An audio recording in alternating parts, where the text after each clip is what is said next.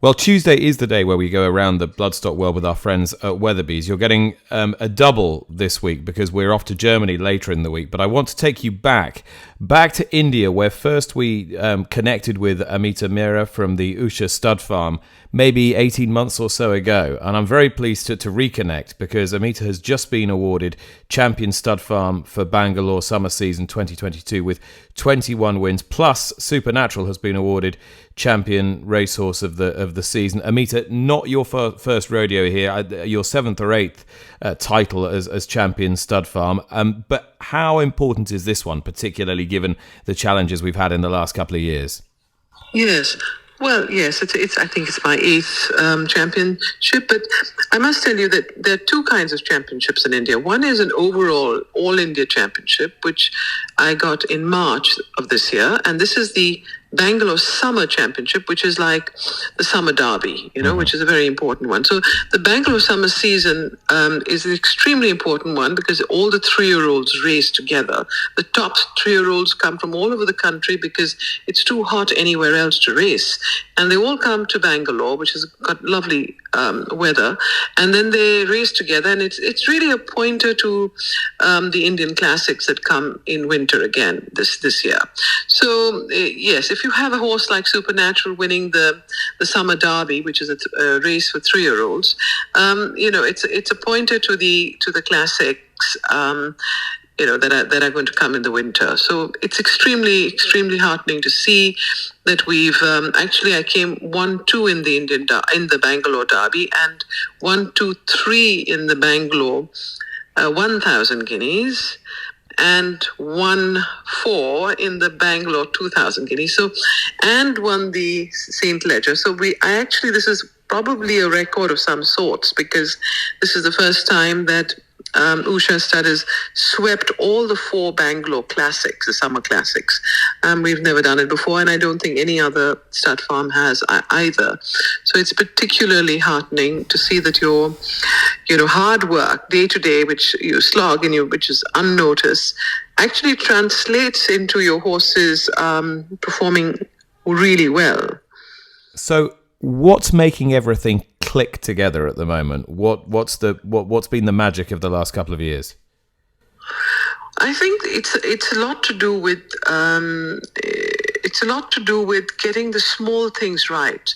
God is in the details, and I think it's a lot to do with some sort of planning that has happened in terms of, segregating the yearlings, which only are, on one stud farm. The weanlings are on another farm, and there are 3 different set of managers and managements looking after each thing. So the brood mares and the stallions, the breeding operation is separated from the yearlings, and the yearlings separated from the weanlings.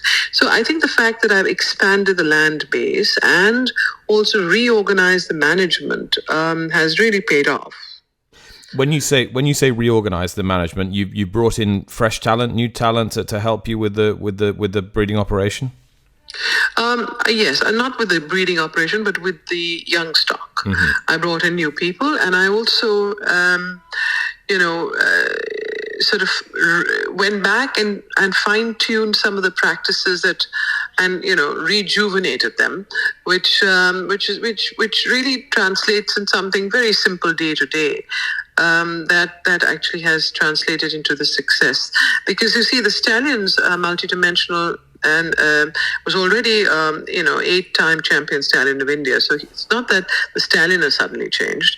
Of course, speaking of which, has had his best year this year, which is his 3rd crop, and his first crop was really good, but the second crop was a COVID crop, so one could look at that as a bit of a dip.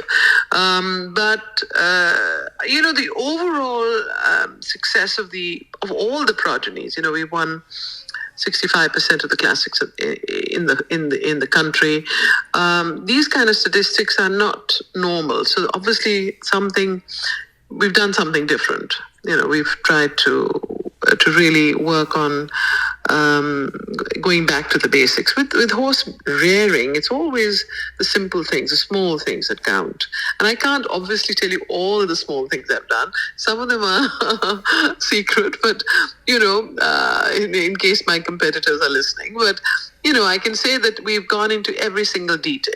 Whether it's paddocks or it's refurbishment or it's nutrition. Broadly everything. Multidimensional, you say, has been a great success, a horse that people will remember from his time in Europe. Are you adding to or looking to add to your stallion roster in the next season or two? Yes, that's an excellent question. In fact, stallions. I bought Deauville by Galileo. He's a Group 1 horse he won the Belmont Derby. He's a Group 2 winner at Ascot, and he's run with Ribchester, some of the top horses. He's rated 121, the official rating, and his first crop are weanlings this year, foals and weanlings this year. And this year I bought another stallion called Plumatique. Plumatique is by Dubawi. He's also a Group 2 winner, multiple Group 2. So I have bought 2 new stallions. So Deauville, who raced in the Jim and Fitri Hay colours for Aidan O'Brien and did very well both sides of the Atlantic, and Plumatique bringing that Dubawi sire line into India. How influential do you think that could be, looking at your batch of mares? I think that would be quite a game changer, because we don't have that line at all in India, and certainly not my mares. And it would be a nice injection of an outcross, which is so much needed, because we do have a lot of Danehill, Northern Dancer, Danzig, and Dubai would go beautifully with those lines. So really looking forward to that. And in a bid to internationalise, to make India more recognised on the global stage, I gather there's some quite exciting news on a personal front. Yes. Well, I was invited by Kirsten Rousing to join the executive committee of the ITBF, the International Thoroughbred Breeders Federation, and I will be joining from October this year. And I think one of the things that I really wanted to do was to try and open up India and internationalize our racing, in terms of both having an international carnival of racing in India, as also taking some of our top horses to run outside. So I think my this particular, what should I say, posting of mine will certainly help me to try and see how we can strategize to open Indian racing. It sounds as though this recent flurry of success, not that you're a stranger to it, is it sounds like I find you in particularly good form at the moment. Yes, I am. I have to say I am. This has been an unprecedented, spectacular success, and I think it's there for me to say to take the next step. And it's also given me the courage to do so. You see, you need to be on top of the game to be able to say, okay, let's go out and let's invite horses in. And that's why I went and bought 2 stallions in a COVID year. One, Deauville, was when COVID was on and nobody was buying anything. And Plumatique has covered this year. He was bought last year. So really both have been in the 2 COVID years. And I'm hoping now with the new stock, I'm going to Newmarket to buy some nice mares, that we can upgrade the breeding stock that we have in India. Ameera, it's always a pleasure to talk to you. Thanks for keeping us updated. Thank you so much. Thank you.